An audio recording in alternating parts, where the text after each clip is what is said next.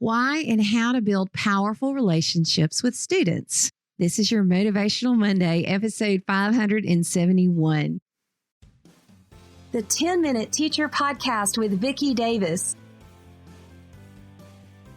Every weekday, you'll learn powerful, practical ways to be a more remarkable teacher today.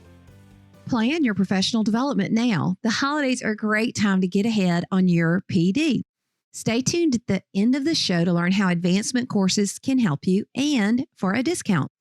So today we're talking with Darrell Andrews, known as Coach D, about the importance of connecting with students and personalizing. So Coach D, why is this important? Can you bring us into this topic?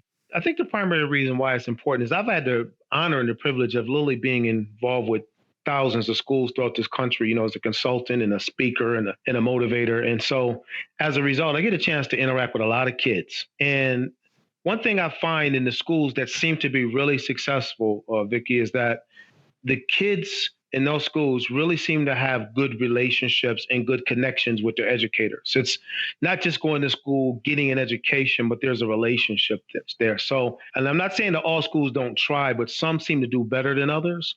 And the ones who seem to do well at this, they have better academic outcomes, have better school culture, less in-school suspensions, lower rates of school dropouts. That's why I think this is important. It impacts the overall sphere of academics on multiple levels. I think you have a story you want to tell us. So this is just on a personal level because today I have a chance. I'm an author of several books. I travel all over the country doing programs, student programs, educator programs, administrator across the board. But I'm not blind to the fact that I'm able to do this because of something that happened years ago, a door that opened for me. And it started when I was in the third grade, where I was at one school in Syracuse, New York. And at that time, they started the busing program. And they decided to bus some of the students from the inner city of Syracuse to the schools in the suburbs. And I was bused to a school by the name of Nichols Elementary in what's called Eastwood, New York. Again, I'm from Syracuse, New York. It was frustrating, and it was also somewhat traumatizing because I was very comfortable in my school. And so I ended up going to the school Eastwood, where I really didn't know anyone. I was young, young kid, didn't have many friends, didn't have many people who knew me. Educators didn't really know me that well. And so it was a challenge. I was somehow able to make it happen. There were some good educators in my earlier years, but I noticed around the fourth grade, there was a teacher by the name of Mr. F at this school that I really wanted to connect with. And he was a sixth grade teacher. So when I was in the fourth grade, I said, if I can really just do my best, when I get to the sixth grade, they're going to make Mr. F my teacher. Well, to my surprise, when I got to the sixth grade, they put me in a class with a teacher by the name of Miss Palmer. And I'm sure every teacher that's listening to you on this podcast would know that every now and then you have kids that are upset. Mm-hmm. And I was one of those kids because I really wanted to be in Mr. F class. I worked hard in school to get there. And they put me into Miss Palmer's class. And I went to the principal with my mom to talk about it. He said, young man, no matter how you feel, you're in Miss Palmer's class. Well, so I said, okay. So I went to Miss Palmer's class, and probably for about 2 or 3 months, I had a bad attitude. I showed up with a bad attitude. Keep in mind, I was only in the sixth grade. I was young, come from a tough neighborhood, all kinds of stuff. But every day, Miss Palmer, when I would walk in that class, smiled at me. She would show me care. She would show me compassion. And after about a couple of months, that started to really get to me. And I'll never forget this moment that was kind of a crossroads for me. I walked into the class and she asked me to come over to speak to her. And I said, no. I sat in my chair. I was still being rebellious. And she walked over to me. She looked me in the eyes. She put her hand on my shoulder and she said, young man, I want to tell you something. It doesn't matter what you say or what you do. I'll never, ever give up on you. And it was that moment that my life was changed because I thought I needed Mr. F and I really needed Miss Palmer. Wow. She turned it out to be the person that I needed. And so let's jump ahead. I became a good student, went on to middle school from there, went to high school, graduated from college, became the first person in my family to graduate from college, went on and, married a beautiful woman. She's a systems engineer at a nuclear facility. I have a degree. She had a degree. We live in this beautiful life. And then I thought about how did I end up here? And it went back to that moment with Miss Palmer. So to make this long story short, I went back to my hometown trying to find her and I couldn't. This is some 30-something years later, trying to find her and I couldn't. So I finally did a Google search. Through the Google search, I found this teacher in a town outside of Syracuse by the name of Miss Palmer, but it wasn't, we're now 30 something years later. So I saw the teacher web email the page. She had a teacher web page, looked like her, brunette, Miss Palmer was brunette, but 30 something years later. So typed this message, didn't hear anything. This message of, hey, I don't know if you're Miss Palmer that taught at Eastwood at Nichols Elementary, but I'm Darrell Andrews, and make a long story short, just trying to connect. 4 days later, I get a response. It said, "Dear Darrell, this is Miss Joy Palmer, your sixth grade teacher. Crying too much to respond. Please call me." Oh, wow. And we both were on the phone. And I'm 6'2", 235 pounds. And I was on the phone crying like a baby. And I just said to her, "Miss Palmer," I said, "you changed my life. You just didn't educate me. You changed my life. And I never, ever forgot about you." And so it was her foundation of caring, which I try to get teachers to understand. I know it's tough. Sometimes we have a bad kid, because I was a tough kid, but she didn't see me that way. And so one thing she said after we reconnected, she actually had a chance to meet my kids, because my kids had heard about her, like, who is Miss Palmer? And she had a chance to meet him. And she said something that just, it brought tears to my eyes again. We actually met up again in my hometown about a year later. And she said, "Darrell, I'm just going to tell you, and I see it now, and I saw it then, but there was something in your eyes. I knew when I looked in your eyes, I saw a young man that can grow up and do great things with his life if I just stayed the course with him. So I couldn't allow myself to get emotionally charged by how you were. I had to look at where you were going." And she said, "You Google searched me, I Google searched you. And what I see on Google had me in tears." Oh, To see what you're doing with your life, the lives that you're impacting. So I just want to encourage educators to understand that you don't just have a student in your class, you have a person. And that person, if impacted the right way, could end up impacting generations to come because of your care. And so, yes, we want the good grades. Yes, we want the academics. Yes, we have to excel as far as tests, all these things that are requirements today. But the most important thing we can never forget, that connectedness and personalization is the strongest foundational building block, from my perspective, of the education experience, because that's transformative. and my listeners will know that I often say you have to relate before you educate, because it's all about a relationship.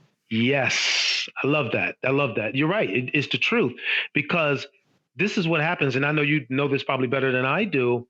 And that is, the reason why is because now once they have that relationship, they want to do well to please you. And that's unique, right? That's different. We need to think about that. It's not that they even want to try it hard for themselves or anybody else. They just don't want to disappoint you. And that's what happened with me and Miss Palmer. I just didn't want to disappoint her, because she won my heart. You know what I mean? And that wasn't easy to do, being a Caucasian woman from New York City with a young black boy from the inner city of Syracuse, New York. But she made it happen, and it changed my life. It changed my life.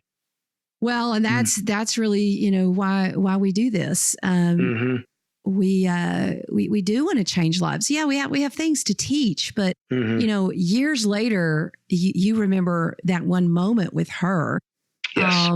And that's what we remember. We don't remember the tests we make. Sometimes we remember the projects we do, but as Maya Angelou says, we remember how people make us feel. Oh, isn't that beautiful? Well, I had a chance to meet her too. She's a beautiful woman. I'm so jealous. Oh yeah, we're both in the book. My story, 5 Garbage Bags and a Dream, is in the book. New York Times bestseller. They did the storybook and Chicken Soup, and her story is right before my story. And I had a chance to meet her at a book signing. So yeah, she was an amazing woman. She was absolutely amazing. Absolutely amazing. And she, had some stories of some people who believed in her too, because it was her mother. I actually showed that in my classroom not too long ago, the story of her mom, who said, "You're the most amazing woman I've ever met," when she was 23. Wow. Oh my goodness. And she's like, "Really?" And then she went on to try to become the most amazing woman her mom had ever met, because somebody believed in her. And these words and actions are so important. And if we can, as educators, not just immediately respond to those kids who are angry, I just believe anger or frustration sometimes is a cry for help. It is a major cry for help, because by all things being equal, that's not going to happen in the life of a young person. They're going to be stable. They're going to be whole. But a lot of kids come from traumatic situations.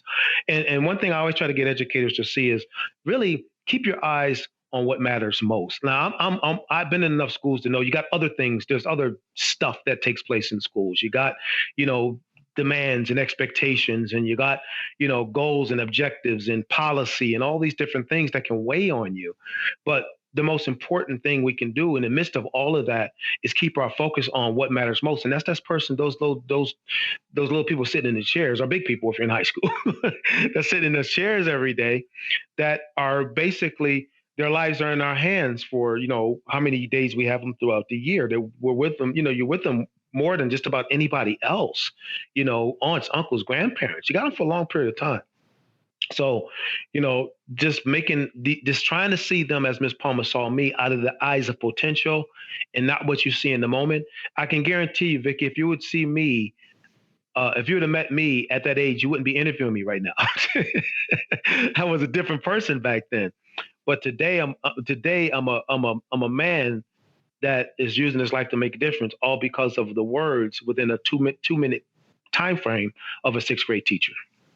And of course, it took many, many months to get up to that 2-minute time frame of her giving you more grace than you deserved. And I think that, giving kids grace, yeah, we have to hold them accountable, but giving kids grace is just something that is often needed and can often turn that corner. Well, Coach D, you can see why he's so motivational. You can see why he travels the country and has spoken at so many conferences, keynotes, so many conferences. So Darrell Andrews, Coach D, thank you.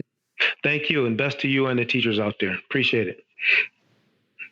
The holidays are just around the corner, and this is the perfect time to start planning your professional development. Get started by going to advancementcourses.com/coolcat to explore over 250 graduate level online PD courses in 19 different subject areas. Plus, you can save 20% off your order using the code COOL20. That's just $120 per graduate credit hour or $160 for 50 clock hours. You can take courses on helpful topics like classroom management, teacher wellness, education technology, special education classes, and more. Advancement Courses is flexible and lets you work at your own pace to create things to improve your classroom. So go to advancementcourses.com/coolcat now and use the code COOL20.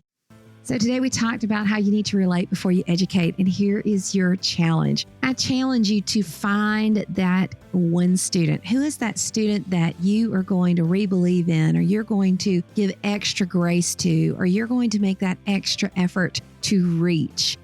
If each of us can just have one of those students that we just make that extra effort, just like Coach D talked about today, what a difference we can all make if we do that. So I challenge you to find at least one, maybe more, but at least one that you just give a little bit of extra effort and grace to this week. And as always, if you have awesome, encouraging things, let me know how it goes. You can reach out on social media at Cool Cat Teacher. Thanks.